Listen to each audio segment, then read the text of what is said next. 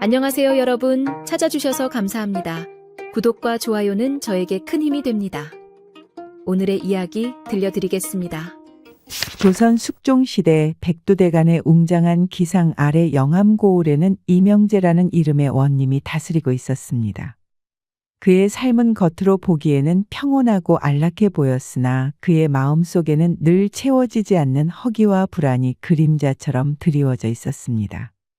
백성을 위한 진정한 어진 다스림보다는 제 한 몸의 안위와 부귀영화를 좇는데 급급했고 그 결과 그의 이름은 백성들의 칭송보다는 무관심 속에 잊혀가는 듯했습니다.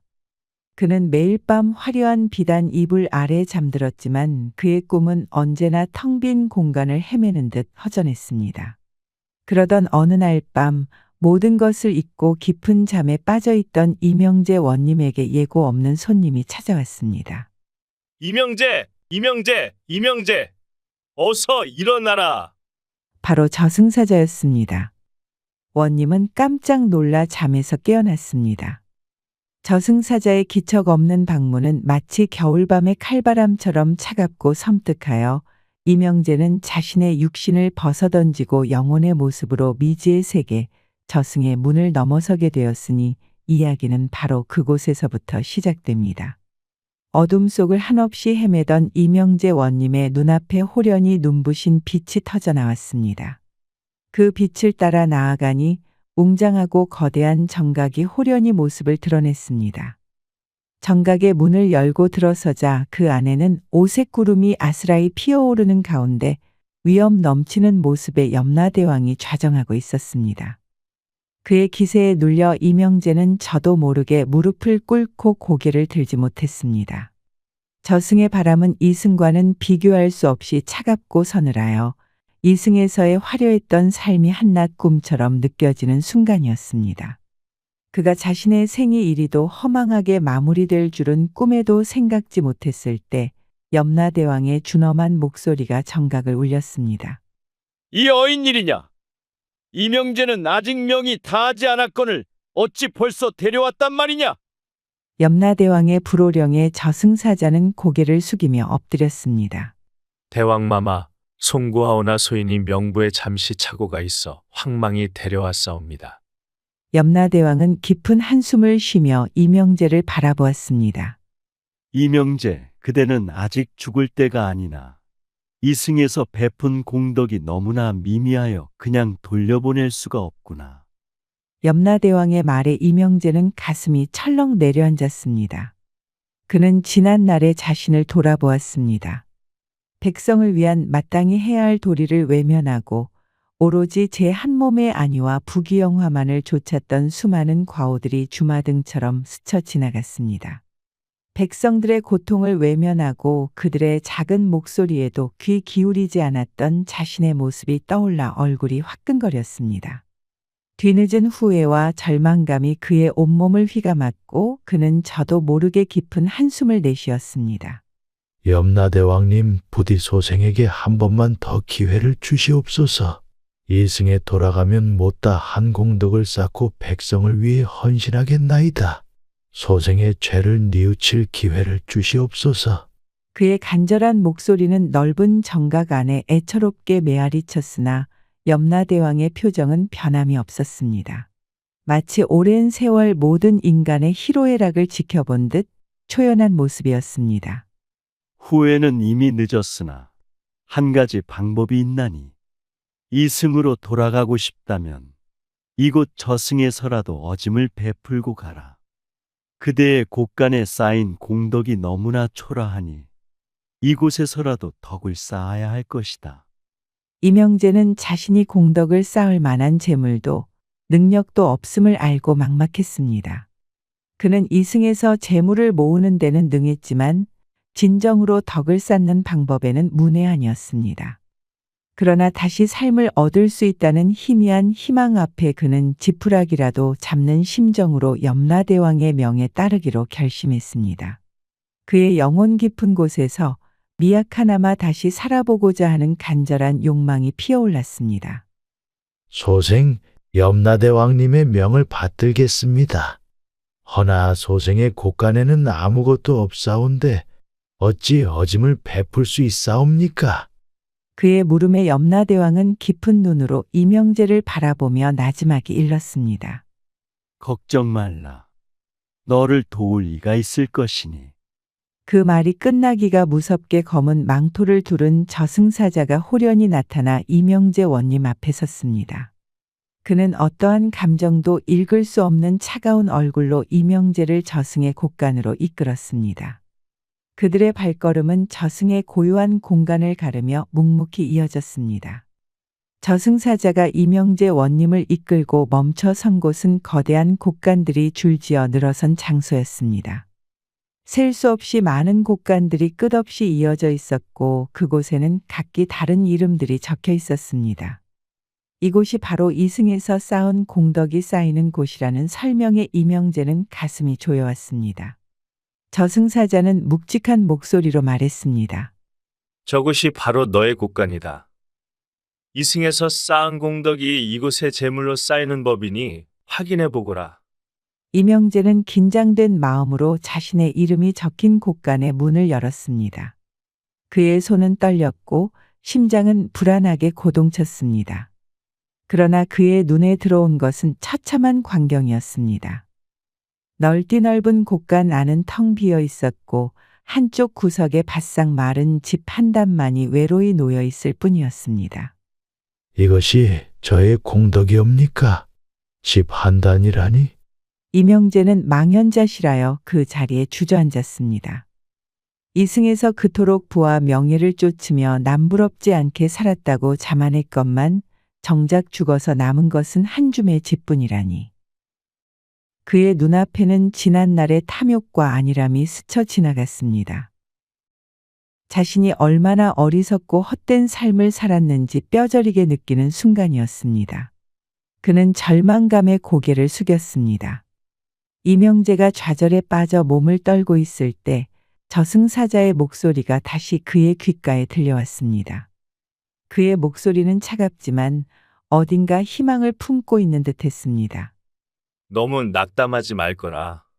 비록 너의 곳간은 비었으나 다행히도 다른 곳간에 노적이 쌓여 있어 그것을 빌려 어짐을 베풀 수 있다. 이명재는 그 말에 고개를 들었습니다. 그의 눈빛에는 희미한 희망의 불꽃이 다시 피어올랐습니다.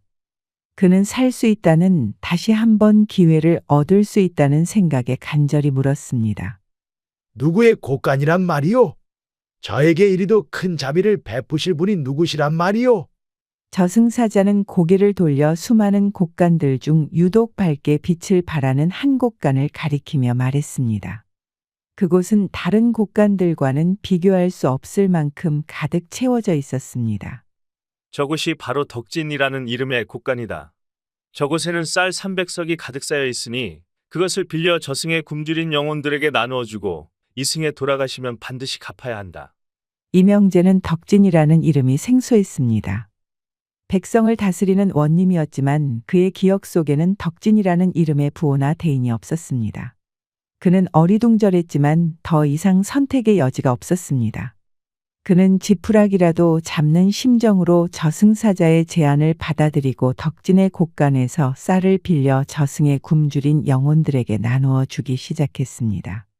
쌀을 한 톨 한 톨 꺼낼 때마다 그의 마음속에 쌓였던 탐욕의 찌꺼기들이 씻겨 내려가는 듯했습니다. 굶주린 영혼들의 간절한 눈빛과 그들의 입에서 터져나오는 감사 인사를 들을 때마다 이명재는 태어나서 처음으로 진정한 보람과 기쁨을 느꼈습니다. 그는 백성들의 고통을 외면했던 자신의 과거를 뼈저리게 후회하며 저승에서라도 진정으로 어질을 베풀고자 혼신의 힘을 다해 노력했습니다. 이 경험은 이명재에게 단순한 빚이 아닌 그의 삶의 방향을 송두리째 바꾸는 깊은 깨달음의 시작이었습니다. 저승사자는 이명재 원님이 쌀을 다 나누어 주자 그의 어깨를 가볍게 두드리며 말했습니다. 그의 목소리에는 이제 더 이상 차가운 기운이 아닌 묘한 만족감이 서려 있었습니다.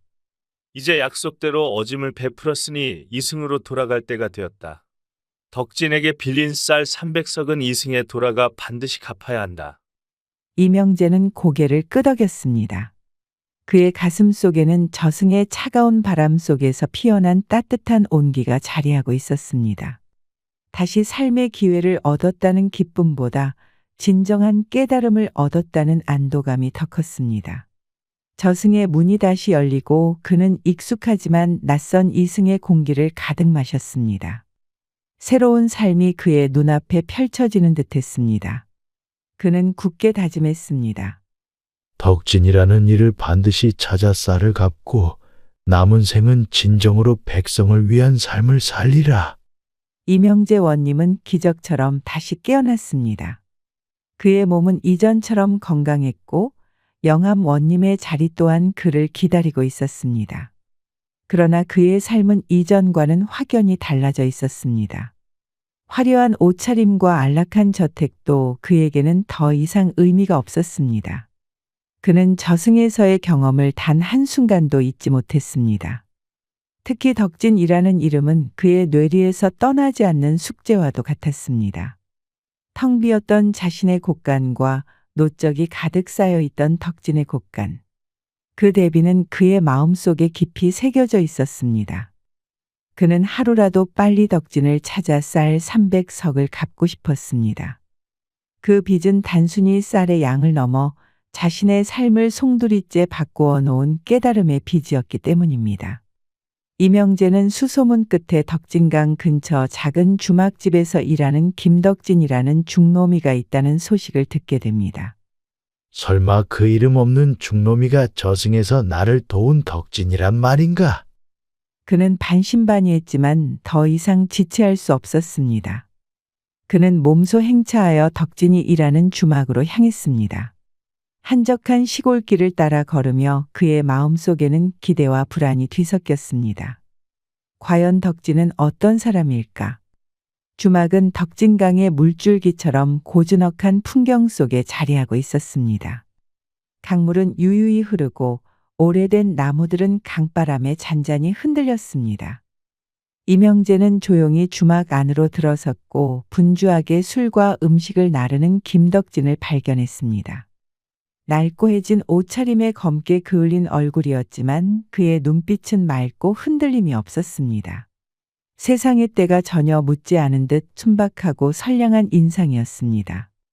이명재는 그의 모습에서 저승에서 느꼈던 묘한 편안함을 다시 느꼈습니다. 그는 덕진에게 다가가 낮은 목소리로 말을 건넸습니다. 김덕진이라고 하셨소? 나는 영암 원님 이명재라 하오. 그대를 만나기 위해 이곳까지 찾아왔소. 덕진은 원님의 갑작스러운 등장에 잠시 당황했지만 이내 차분한 태도로 고개를 숙였습니다. 그의 목소리에는 겸손함이 배어 있었습니다. 원님께서 이 누추한 곳까지 어인 발걸음이시온지 소인이 감히 여쭙니다. 이명재는 덕진의 눈을 똑바로 바라보며 조심스럽게 말 꺼냈습니다. 그의 목소리에는 진심이 가득했습니다. 내가 얼마 전 죽을 고비를 넘기고 저승에 다녀왔는데 그때 그대의 도움을 받아서 목숨을 건질 수 있었소. 저승에서 그대의 곳간에 쌓인 쌀 300석을 빌려 어짐을 베풀었으니 이제 그 쌀을 갚고자 이리 찾아왔소. 그러나 이명재의 말이 끝나기가 무섭게 덕진은 고개를 가로저었습니다. 그의 얼굴에는 당혹감과 함께 이해할 수 없다는 표정이 역력했습니다. 원님, 소인은 원님의 말씀을 이해할 수 없사옵니다. 소인은 가진 것이라곤 이 한 몸뿐이고 쌀 300석은커녕 한 섬도 가져본 적이 없사옵니다. 하물며 저승이라니요? 소인이 원님께 쌀을 빌려드린 기억은 추호도 없사옵니다. 덕진의 표정은 진심으로 모른다는 듯 순수했습니다. 한 점의 욕심도 거짓도 찾아볼 수 없었습니다. 이명재는 덕진의 완강한 태도에 당황했습니다.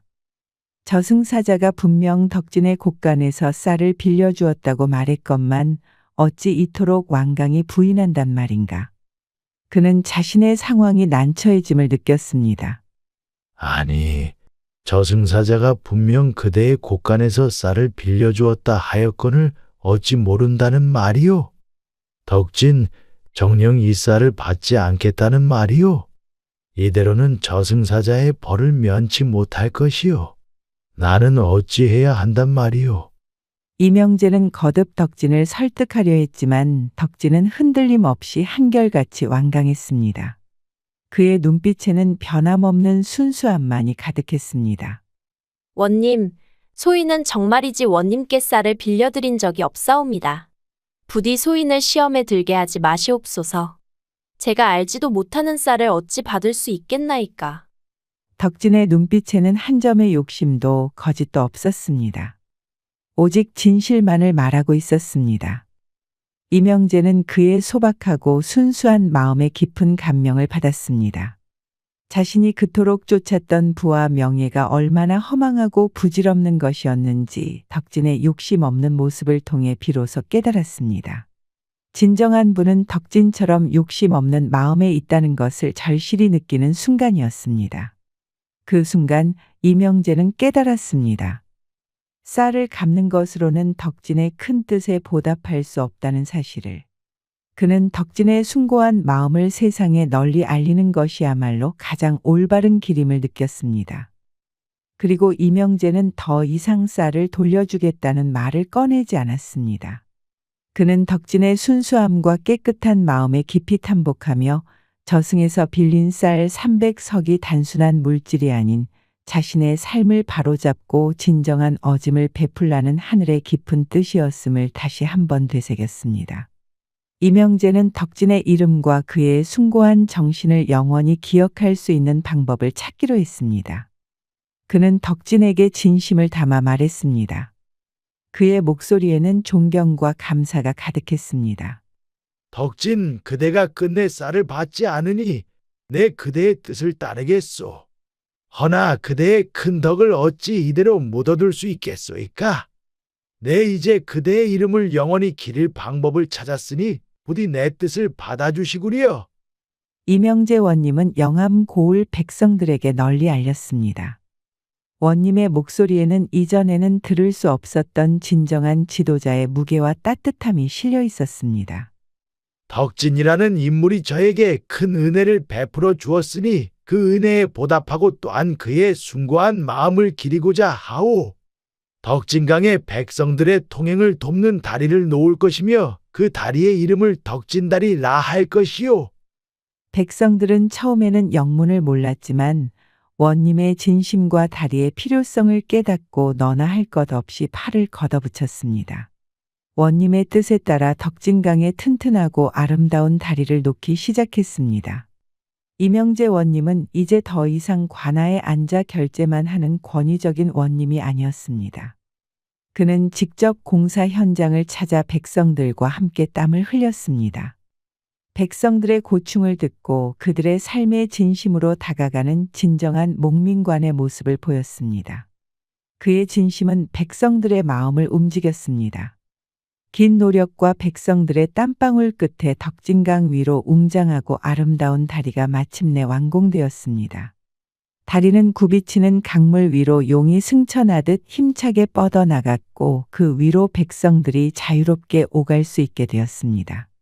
궂은 날씨에도 걱정 없이 강을 건널 수 있게 된 백성들은 기쁨에 겨워 환호했습니다. 다리의 완공식 날 이명재 원님은 덕진을 앞에 세우고 크게 외쳤습니다. 그의 목소리에는 감격과 자부심이 가득했습니다. 이 다리는 덕진다리라 명명하노라. 이는 덕진의 고귀한 마음을 기리고 우리 모두가 나눔과 어짐의 가치를 잊지 않기를 바라는 마음으로 지은 것이니 길이길이 이 다리를 보며 덕진의 정신을 본받아 살아가길 바라오. 덕진은 자신의 이름이 붙여진 다리를 보며 아무 말 없이 눈물을 흘렸습니다. 그의 눈물은 감격과 함께 이승에서의 작은 선행이 저승에까지 쌓여 큰 덕으로 돌아왔다는 놀라움과 겸허함의 표현이었습니다. 그 후 이명재 원님은 진정한 어진 다스림을 베풀며 백성들의 존경을 한몸에 받았습니다. 그는 백성들의 아픔을 자신의 아픔으로 여기고 그들의 필요를 채워주기 위해 밤낮으로 애썼습니다. 그의 다스림 아래 영암고을은 태평성대를 누렸으며 백성들은 그를 어머니 같은 원님이라 칭송했습니다. 덕진다리는 단순한 다리가 아니었습니다. 그것은 이명재 원님의 깨달음과 덕진의 순수한 마음이 만나 이루어낸 기적과도 같은 존재였습니다. 이제 김원님의 이름 앞에는 항상 백성을 위한 어진 다스림이라는 수식어가 붙게 되었습니다. 덕진다리는 수많은 세월이 흘러도 굳건히 덕진강 위에 남아 오가는 이들에게 잔잔한 감동과 깊은 교훈을 선사했습니다. 강 건너 마을로 향하는 발걸음마다 사람들은 덕진이라는 이름과 함께 보이지 않는 곳에서 베풀어진 작은 선행이 얼마나 큰 울림을 주는지 되새겼습니다. 그리고 이명재 원님의 이야기는 백성들에게 진정한 다스림이 무엇인지를 일깨우는 살아있는 교훈이 되었습니다. 가진 것을 베푸는 것은 쉬우나 아무것도 가지지 않고도 베푸는 마음을 지닌 이가 진정 큰 덕을 지닌 사람이라는 옛 어른들의 말씀처럼 덕진의 이야기는 오늘날까지도 우리에게 진정한 나눔과 어질매의 의미를 일깨우는 소중한 가르침으로 전해지고 있습니다. 이 이야기는 잊혀가는 옛 덕목의 소중함을 다시 한번 되새기게 합니다. 오늘도 이야기 들어주셔서 감사합니다. 다음에 더 재미있는 이야기로 찾아오겠습니다.